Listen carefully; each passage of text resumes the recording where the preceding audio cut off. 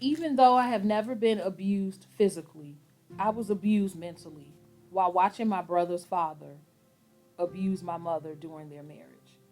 It was painful as a kid to see a strong man hit my mom multiple times. He wasn't always that way, but when you let drugs, alcohol take over your mind, you're not the same person. I could never understand how you can abuse someone you're supposed to love. As a kid, there were a lot of sleepless nights, hearing the yelling, shielding my mom from him, not going outside to play with my friends because I was afraid to leave her alone, not being able to concentrate in class because I would wonder what was going on at home. I had a good childhood, but I also felt I could have had a better childhood, which is why I'm a big kid at heart today. I was very happy when my mom divorced him. I would see him out in the streets from time to time, and I would speak to him. I didn't hate him, I forgave him because I know it was the alcohol and drugs that took over his mind. Even though he cleaned himself up, it was too late as he died from heart failure. Ladies, you may not feel like it's damaging your kids mentally, but trust me, it is. I had a lot of anger and hurt built up in me that I didn't even know I had until I went to see a counselor. The counselor helped me get through it. I recommend to you all, if you're able to get out of something, try. Your kids don't need to see it nor hear it. They need you in their lives and would be lost without you. Even today, I battle with myself because it is a trigger when I hear a man yell or hit a woman. I feel like I have to step in and even help the woman. I can't allow myself to just walk away from it. You don't want your son to feel that it is okay to hit a woman or your daughter to feel it's okay for a man to hit her. Kids know more than you think they do. Get out before it's too late.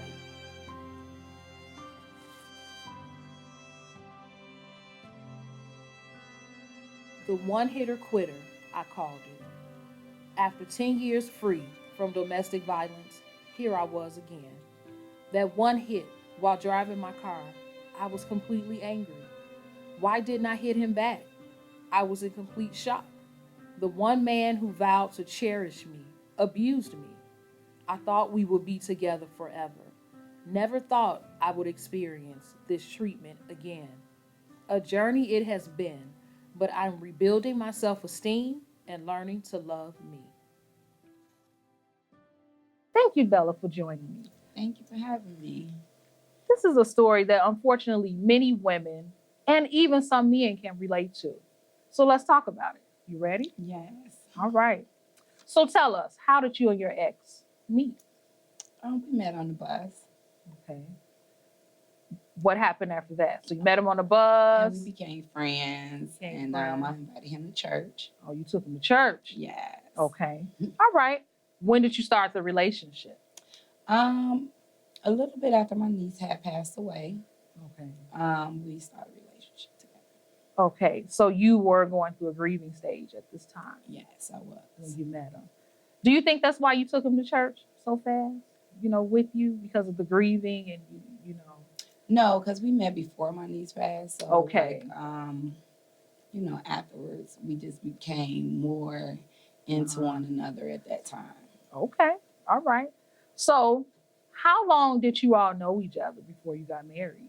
It was 6 months. 6 months. Yes, we married quickly. Very quickly. Yes. Very quickly. So 6 months, things are going great. Yes, it Right. is. I was in La La Land. La La Land. Everything was going great. We've all been there. So he was Yes. doing everything that you wanted, going to church. What else was he doing? Oh my goodness. He was just giving me massages, like talking. It was just like everything. I was just happy. Okay. It was a happy moment for me at that time in my life. Was he cooking? Yes, he was. Now, you He know was they can get cooking. when they start cooking now.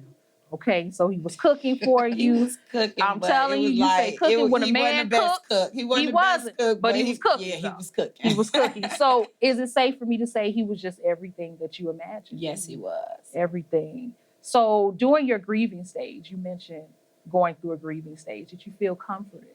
Yes. by him. He comforted me. He was there. And, I think I needed that at that time. You did. Yeah. Okay, so I'm going to introduce our next guest, domestic violence specialist, Tonia Garnett. Tonia, does this sound familiar? Very familiar, unfortunately. They move very quickly. Mhm. You typically the abusers will, can't be good for too long. So we'll meet every need, will be charming, family will love them, will convince that they're everything that you need, everything the only thing that you need, and will begin the relationship really fast. And they can't be good for too long, which is probably why he moved really they fast. got married. And he met her need. She was grieving. Absolutely. Yeah. Absolutely. So Bella, when did things start to change? The first day that we came back from our honeymoon. Right after the honeymoon? Right after the honeymoon. That's not surprising. Oh not my surprising. God. So this is typical? That's is this typical? Yes, not surprising. Wow. So what happened? What was the change? Like what took place? Okay, it was a incident that I went to the refrigerator. Well, no, he went to the refrigerator and he had some food or something. And he was like, the kids ate my food, and he was just aggressive. And I was like, it's okay. They ate your food, it's okay. Right. And we'll get some more. No, they can't touch my stuff. And it was like something was in my spirit, like, did I make the wrong choice?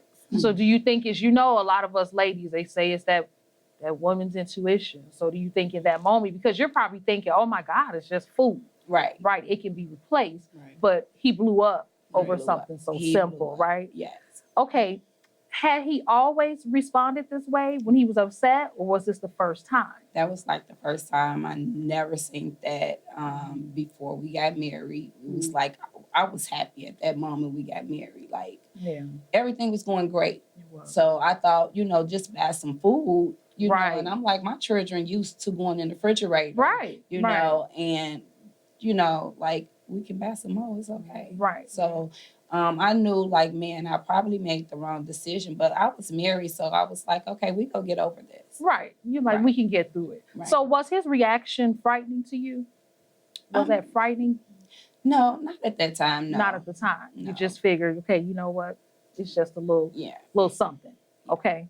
All right. So was that the only thing, the refrigerator incident? No. He started getting into porn. Okay. Probably been doing that, but I never knew before we got married. Okay. It's other things. He was just like, we just argued verbally, just. So those lifestyle changes that you noticed. So things that you weren't accustomed to. Yes. Okay. He started to do. And so it kind of made you feel, a little uneasy. Yes, smoking. I forgot. I'm sorry for cutting you out, but he was smoking. Okay. Started to smoke cigarettes and marijuana. So those bad habits was changing. So at any point, were you thinking like, what happened to this man that I took to the church house? Right. Right. Were you did that pop in your mind? Like what? Yeah. Like what happened? Where are you? Right. Yeah. Okay. So you start noticing some of those lifestyle differences, right? So after all those things happened, what did you do? Did you continue, the two of you, to go to church? I mean, what? Yes, we continue to go to church. We seek counseling from our pastor and first lady at the time. Okay. And so the spiritual counseling. Yes, the spiritual. Yes. And so I just want to know, like, what did they tell you? They told us to pray, change some of our ways. I'm sure, especially with the porn, probably, huh? Yeah. Okay. Yeah. Okay. So, Tonia, I'm going to insert you here again. Okay. Spiritual counseling. So what do you think? Was that the best? Well, I mean, if you listen to her scenario, initially it doesn't sound like it's an abusive relationship. Right.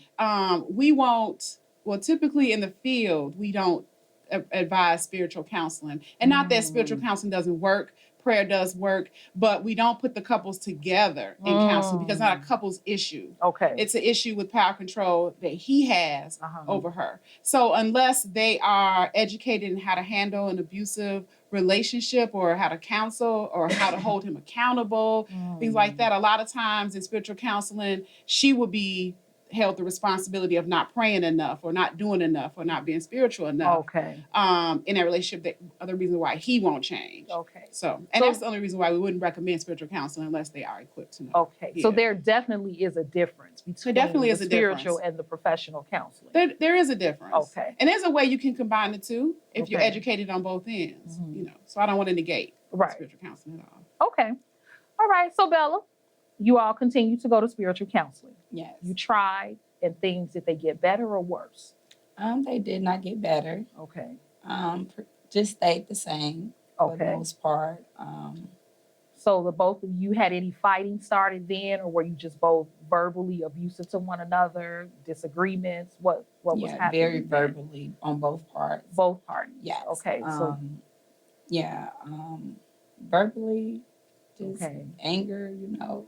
So any name calling, tearing each other down with your words, or all of those things were taking place. I used to be like, you perverted, you know.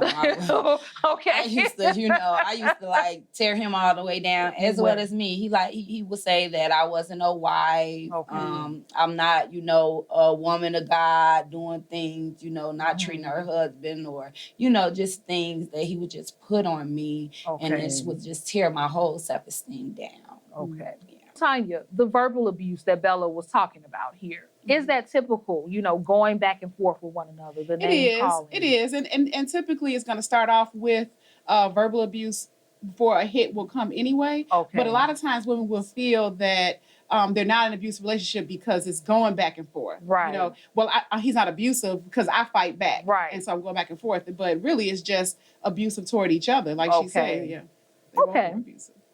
So at this time, the verbal abuse is going on, but something else had also happened. You had just had a baby. Yes. Okay. I just had a baby. You just had a baby.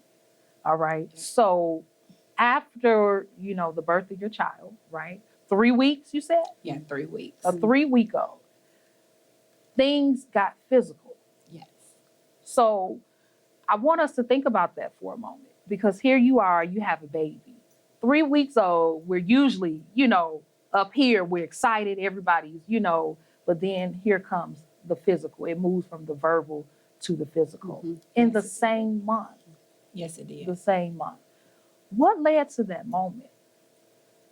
What led to the moment was he asked me to take him to work because we had one car at the time. Okay. So I said, okay.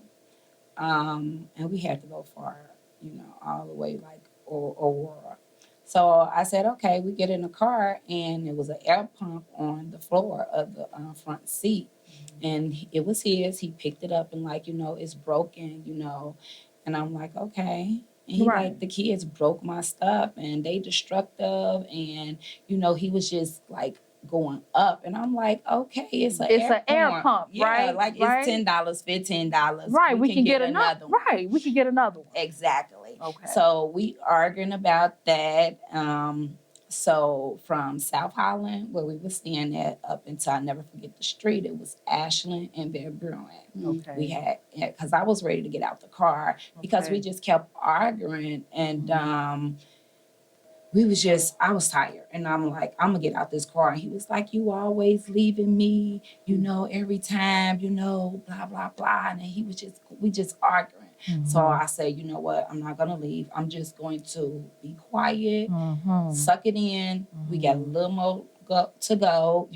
If I be quiet, he just go be talking to himself. Right. So I made that choice in my mind. So as soon as the light was red, as soon as I went green, I'm driving. Next thing you know, here come a big blow to my face. I call it the one-hitter quitter. Wow. Because he never had hit me before.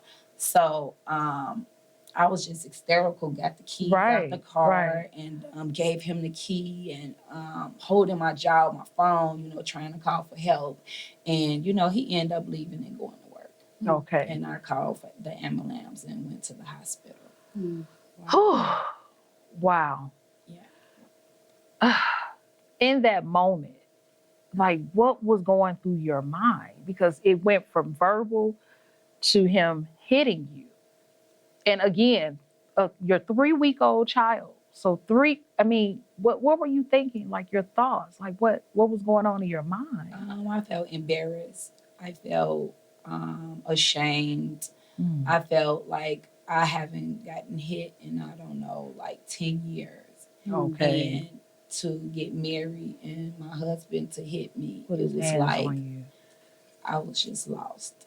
So in a state of shock, I could Yes. only imagine. Yes. Tonia, Hmm. Bella mentioned 10 years. This hadn't happened. So this wasn't her 10 first years. incident of abuse. Right? So this wasn't your first time experiencing No. abuse. I had abuse with my father at a younger age. Okay. My older children dad, we used to fight, and that was abuse. I was in an abusive relationship, and I got out of that one. So when I left him, even though I did return, it was like 10 years, no one has ever hit me. Right. So, yeah. And that's typically unfortunate. You know, they've either a victim. I'll start over. A victim has either witnessed abuse, and we say abuse is a learned behavior from the men who've been perpetrated abuse. But I think on both ends, if he's watched it growing up, she's watched it growing up, that becomes her norm. Right. And we may say, I'll never marry anybody like that again, or I'll never get in a relationship like that. But we never learn how to replace that type of behavior or thinking with something. Right. We never learn anything healthy or normal. Right. So we end up perpetuating that cycle over and over and over again. Yeah. And unfortunately, Bella's story, we hear it too often. It's very, very right. common. It's so common. Yeah. And I really, I hate that it is common as it is. But the great thing about it is that she's here telling the story. She is. She's and that's what I want everybody that's watching to understand. Absolutely. Is that there's a way out. Right, there's a way out. It is. There is a way out because unfortunately some people, they don't have that opportunity. So, wow. So what happened immediately following that hit? You said your ex went to work, and then what ended up happening as a result of the hit? After the hit, he called. I went to get surgery. So you had to have surgery? Yes. Okay. I had surgery. 17. For 17 days, I could not eat. I had a wire mouth. Wow. I could not eat or drink. So he broke your jaw. He broke my jaw. So he hit with a lot of aggression, a lot of pressure. Yeah. Wow. A lot of power. It was a lot. Wow. Oh my gosh. Yeah.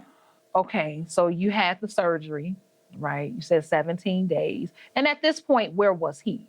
Where was your ex? At this time, at the beginning, before surgery, and a little bit after surgery, he would call and,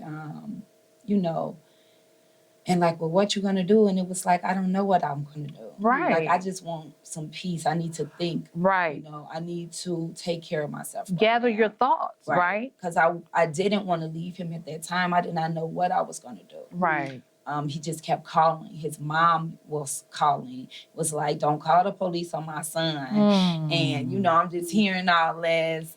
His dad called.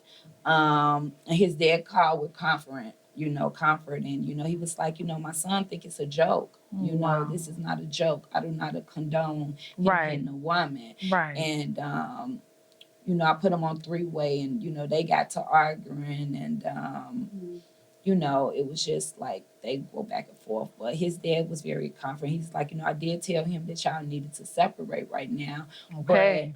But I did not tell him to hit you. Wow. So his father was very upset. And it was like his mom, like I said previously, his mom would call, he calling. And I'm like, you know what? I'm pressing charges. Good for you. Yes. Good for you. And that's a very brave thing. Yes, a lot of very. women do not press charges No. after the first incident, No. maybe after the third or fourth incident. Yeah. But after that first incident, they Yeah. typically don't press charges. Wow. Because they really think that maybe it didn't happen, or maybe I had something to do with the reason why it happened. So maybe if I change, it won't happen again. So they'll give it another try. Because, in that cycle, it'll go back to honeymoon stage. Everything will be perfect. And then you'll be back walking on eggshells. And then there'll be another incident. Okay. But usually that first incident, they don't call. So that was very brave. Very brave. Very brave. So you pressed charges. Did he do any jail time? Yes, he did a whole year.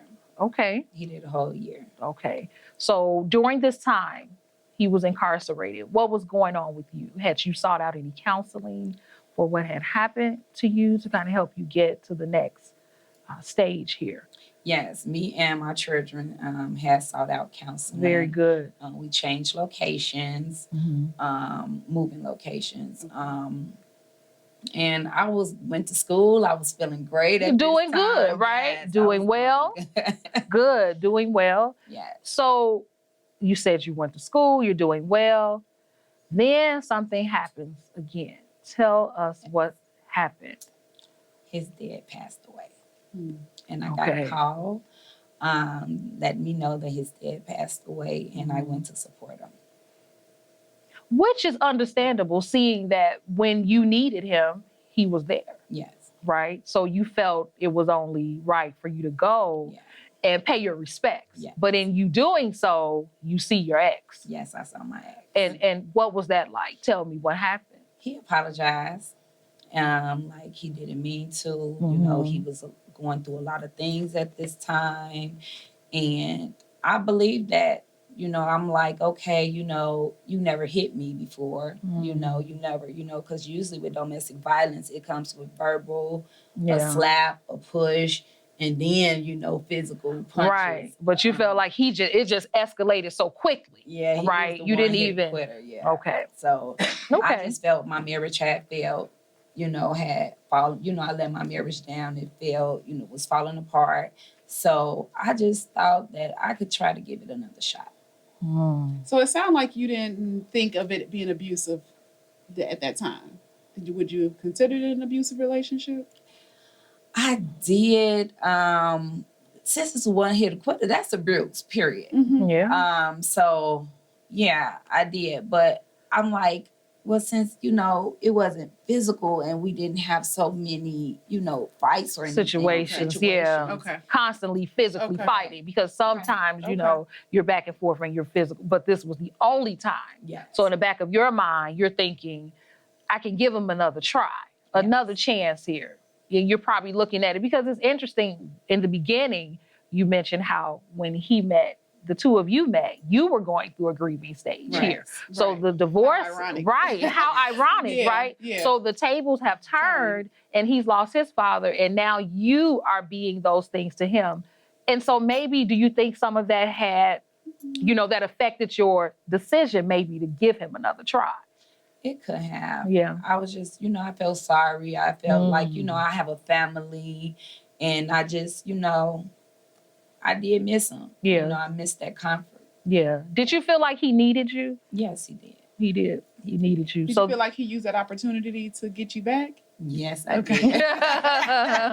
Well, okay. Yes. Okay. So you went back. No more hitting. No more hitting. Right. No more hitting. No more hitting. Okay. So, Tonia, tell us, you know, in your professional opinion, why do people go back? And I think Bella said it perfectly. Yeah. She missed him. She loved him. She believed in the sanctity of marriage, and she wanted to see if she could make it work. Yeah. And sometimes it's just that simple. It's not uncommon, right? And I know on the outside looking in, we think a whole bunch of things. Yeah. But from that woman's perspective, I have children by this man. Yeah. I have a house by this man. I have history with this man. Yeah. It was one time, and then we rationalized it was one time. It wasn't a continual fight that we always had. I fought back. You know, I argued with him as well. And so I'll give it another try. Yeah. Yeah. Okay. So you all are back together, but you're not only back together, you remarry. Yes. Okay. So you remarry. Is everything okay at this point? You make you know, you're okay.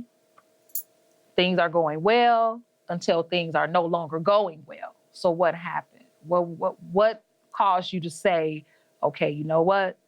It's still not right. What was it in that, you know?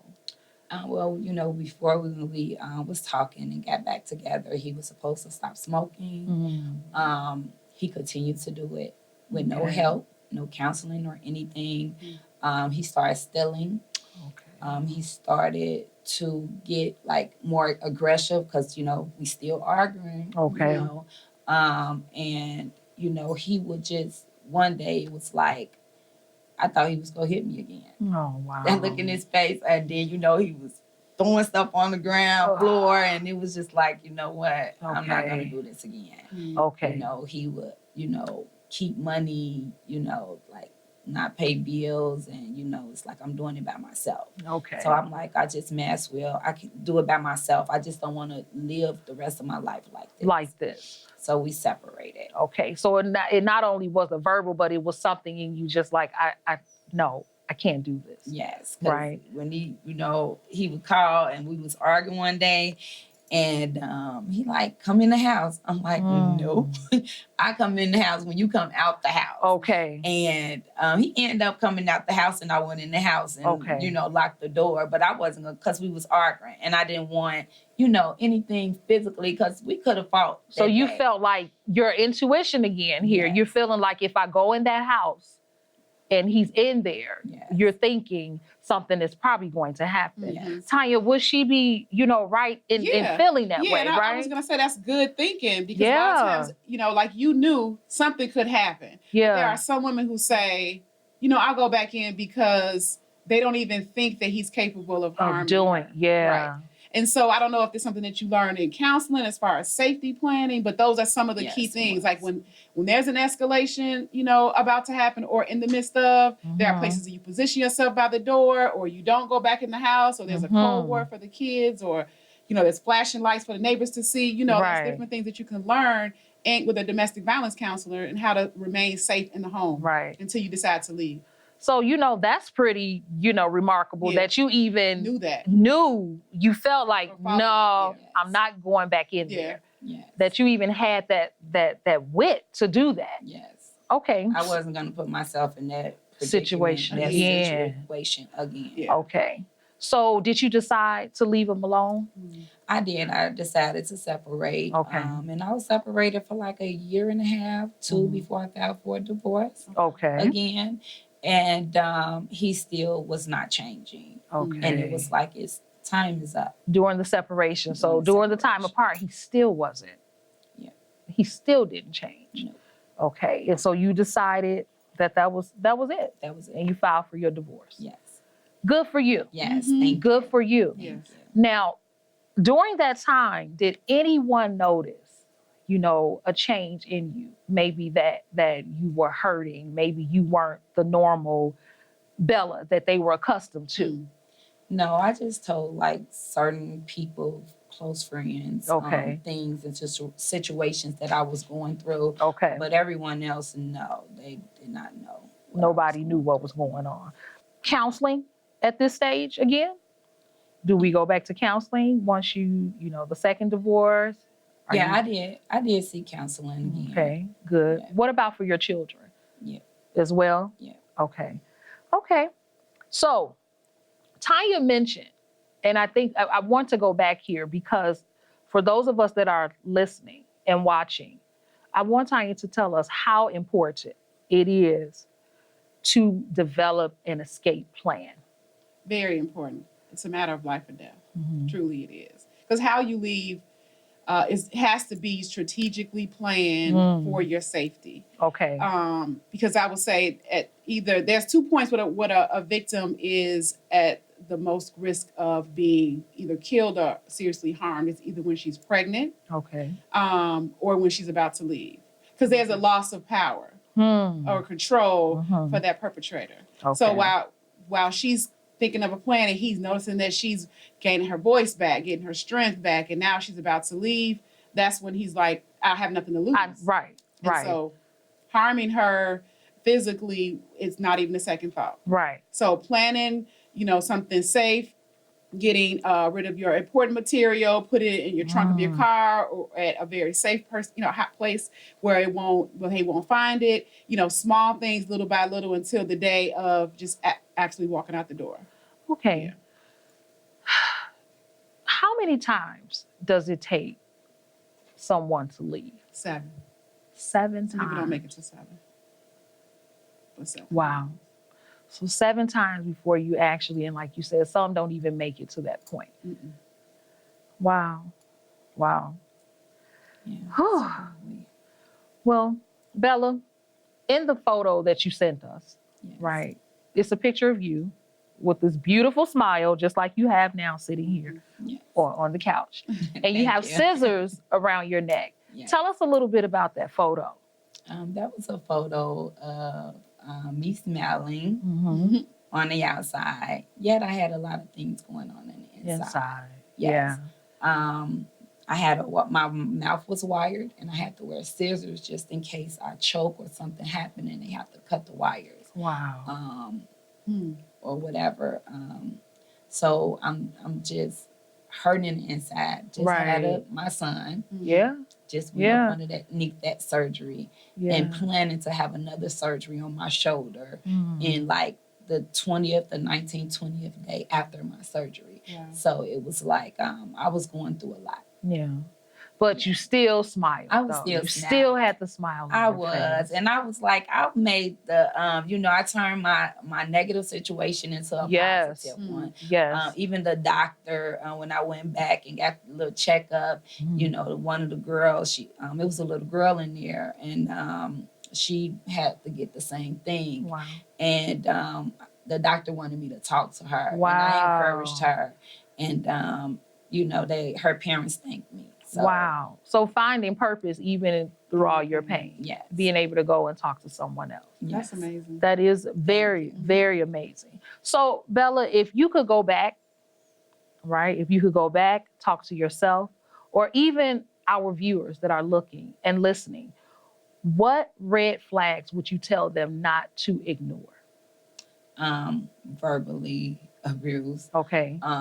So don't ignore the verbal abuse, because a lot of times people think, okay, it's just an argument, right, Tonia? Right. So we're just arguing. That's nothing. We argue all the time, but don't ignore that, because in your professional opinion, Tonia, those things sometimes they tend to escalate, right? They do, and it's really a way to mentally confuse you, and really you start to lose self confidence. Yeah. I think, if you think about it, if they called you, you're not a wife, or you're not a woman of God, and after a while you hear those things, you begin so to much, question them. Right. Well, am I not a wife? It's another am I not a woman of God? Exactly. Right. You start questioning, am I not a good mother? Am I, right. Do I dress, provocative? Right. Things like that. Is it something that I'm doing? Right. Exactly. Me. What am I doing? So they put it on you. It's just another form of control. Yes, that's how I was feeling exactly. And that lowered my self-esteem quite a bit. Yeah. Yes. So don't ignore. That's the point. And don't ignore those. But that's don't the point. ignore. I think anything that makes you feel uncomfortable in your relationship or make you question yourself, you should question that. Yeah. Absolutely. Yes. Absolutely. So now you can spot them a mile away, right? I can. You already know. Yes. You can spot them a mile away. I see it. I hear it. Yep. You already, it's something here. Like, no, I've been here, been there, done that. I'm not going to do that again. Yes. So is it safe for me to say that you're learning to love you? Yes. You're learning to love you. Yes. I'm at this stage right now. I'm learning to love myself, and making myself feel high on self-esteem. Good. Because a lot of times people, when you're in those situations, you leave with your self-esteem just not being intact. Yes. Right? Because again, like we just stated, we're always looking, well, what could I have done to maybe make him not do this to me? Right. Was it something I said, something I wore? Right? Or a decision that I made. Yeah. And a lot of times afterwards, it's hard to even trust decisions that you made. On small things. Because you start second guessing yourself, right? You really do. And I do. found myself doing that too. Yeah. It's like now, like I said, I'm regaining all of that. Good. Very good. It's like I'm sticking whatever I say. Good. Yes. And you should. Whether it's good or bad. Just trusting yourself. Right. Yes. Absolutely. Absolutely. Because I think oftentimes we're always putting other people's needs ahead of ours. Yes. Right. And so we're always, let me, maybe give them another chance because of this. Yeah. Right. And then you go down that list. Well, because it wasn't this bad and it wasn't that bad and it wasn't this. But I'm so happy to hear that you are past that and you're able to share your story, because it takes a very courageous person to allow others that don't know you into your life, into your personal space Yes. like that. So I commend you for that Thank and being willing to help educate, because that's what you're doing sitting here. Yes. So even though you went through something so terrible, horrific, you're finding purpose in that pain. And that's what I love. I love that. Thank you. And saving someone's life who's watching. You are. Absolutely. Because they're, you know, somebody could be sitting here looking at this right now and like, you know what? Very familiar to their story. That sounds like my situation. Yep. I was thinking about giving him another chance. But because of what I heard watching the L.Michelle Show and listening to Bella talk, he doesn't get another chance. That's it. That's it. That's it. Very, very powerful. So, Tonia, tell us about some of the resources that are out there for women and where we can find help if we need it. Well, if you live in the city of Chicago, there is a domestic violence helpline. The number is on the screen. Okay. And then for national, there's also a national domestic violence helpline. So on either lines, you'll be able to get a counselor, Okay. Find local shelters. They'll help you find a shelter that has a bed. That fits your situation if you have a boy or if you have an older son. And then just legal advocacy support or just another voice on the phone to know that there's help out there for you. Because I think it's so hard to just say it. Yeah. I need help. Especially the people who are close to me. Because there's a shame attached to it. There's an image. There's opinions. So I could pick up the phone to a complete stranger and just say, hey, tell them I need help. Yeah. And a lot of times, do you think a lot of women stay because they don't have anywhere to go? I think they don't know that there's some place for them to go. I don't think they know that there's help. Wow. And help is as close as a phone call. Wow. And so for my viewers out there is help. There's help. You don't have to stay in those situations. There is help for you. You need a place to stay. As Tonia stated, we have the phone numbers here. You can reach out. Well, you have a foundation. I do. I would like you to share that information with our viewers. Tell us about your foundation. So I started Kimmy G Foundation in 2006. Unfortunately, I lost my younger sister, Tonia Garnett, in 2005. So out of that, just needing something to do with that anger and that hurt. And so God moved me into helping other women. Absolutely. And initially we started off as educating because we're a close-knit family. Yeah. And it's my mom, my older sister, and me. I'm the middle girl, and then my baby sister. We're close. We don't miss holidays. We find any reason to get together. So for that to happen like right under our nose, it was shocking. It was shocking. And I took a 40-hour training, and in that first class I knew exactly. But that was a week into, almost like 2 weeks before my sister was murdered, Wow. So it wasn't like a panic mode, but at the same time, there was nothing, I felt really out of control. Okay. So this was my way to make sure that people are educated and they won't slip under their nose. Yeah. And then eventually I began to provide counseling. Good. And it was important for me to be able to talk to women in this stage, especially, or in the midst, and they're trying to figure out what to do to gain their voice and their confidence back to be able to make a decision that was right for them. Wow. Because a lot of times leaving immediately is not safest thing. So if they just know how to be in that relationship and gain their power back and begin to safety plan, then we can save another life. Yes. Wow. So you took that pain. Had to. And turned it into a purpose. Otherwise I would have went crazy. You probably would have hurt somebody, right? I couldn't imagine. Yeah. So I admire you listening to you talk about taking that pain that you experienced and trying your best to educate others so something like that does not happen. So then it helps your sister's name to live on. And I think it helped our whole family. Yeah, absolutely. It all gave us a purpose. Oh, absolutely. To just sit on that. But to take it and honor her. Yes. In a sense. And be able to, like you said, like you're talking here today with us, with Bella. Save lives with your stories, both of you. Yeah. And like I said, unfortunately, this story is a common one. And I would like to see that disappear. Right? But it's a whole nother show. It's a whole nother show, right? They're gonna stay tuned for the next next episode, right? That's a whole nother We show. will want to see that. Yes. But in the meantime, we have people like yourself in the Kimmy G Foundation. Yes. And we have that information on the screen as well. If you would like to look up Tonia Garnett and her sister's foundation.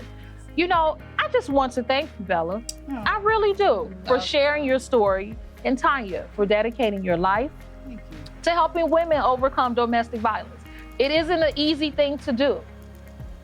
L.Michelle, I too, and since I'm sitting here and this is my show, I have had my own battles with that and my struggles. I've dealt with those same situations. And I too have questioned myself, you know, well, if I had done it this way, Right. okay, well, maybe I am a little too independent. Maybe I'm a little too strong. Maybe I need to just pull back a little bit. So putting that all on me as well. So you're not alone. Yeah. You know, you're not alone, because even, you know, the story is so familiar with all of us, but you're telling your story in hopes of helping someone else. And that's what's important. So ladies, again, thank you for joining the show today. Thank you for You're having welcome. us. And for my viewers out there, the information is on the screen. If you need help, if you know someone who is going through one of the situations or something like what we've heard today, please reach out. Don't be afraid. There is help. Until next time, L.Michelle, have a great day. Tone it down a bit. That's what she was told. If you want to keep a man, you have to allow him to lead. It's what she was told. Sometimes men get upset when their women are in the spotlight. Tone it down a bit. That's what she was told. Maybe it's what you said that got him upset. Reflect on what you could have said instead. Maybe tone it down a bit. That's what I was told. Thank you for watching the L.Michelle Show. Until next time.